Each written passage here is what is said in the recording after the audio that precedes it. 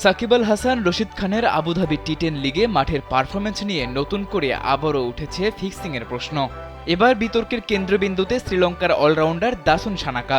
সোমবার দিল্লি বুলস ও বাংলা টাইগার্সের ম্যাচে সানাকার একটি ওভারে ঘটে অস্বাভাবিক ঘটনা। ইনিংসের নবম ওভারে বোলিংয়ে আসেন সানাকা। প্রথম বলেই 4 মারেন নিখিল চৌধুরী। পরের দুটি ডেলিভারি হয় নো বল এবং সেগুলোতেও বাউন্ডারি মারেন ব্যাটসম্যান। ওভারের দ্বিতীয় বৈধ বলেও 4 মারেন নিখিল। তৃতীয় বৈধ ডেলিভারিতে তিনি হাঁকান ছক্কা। সানাকার চতুর্থ ও পঞ্চম ডেলিভারিও ছিল নো বল, আর শেষ নো বলে আবারও হয় 4। সব মিলিয়ে ওভারটি থেকে 33 রান সংগ্রহ করে দিল্লি বুলস, যার মধ্যে 3 বলেই আসে 30 রান। এই ঘটনার পরই সামাজিক যোগাযোগ মাধ্যমে শুরু হয়েছে বিতর্ক। এলো ভিশন মুশকিল আসান অফার। যে কোনো ব্র্যান্ডের পুরনো ফ্রিজ নিয়ে চলে আসুন ভিশন শোরুমে আর নিয়ে যান নতুন ভিশন ফ্রিজ 20% পর্যন্ত ছাড়। অনেকেই এটি নিয়ে আইসিসির দৃষ্টি আকর্ষণ করার চেষ্টা করেছেন।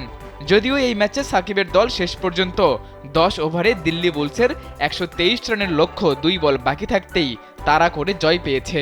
আবুধাবির টি10 এই লিগটি ইতিমধ্যেই ফিক্সিং সন্দেহ নিয়ে সমালোচনার মুখে পড়েছে।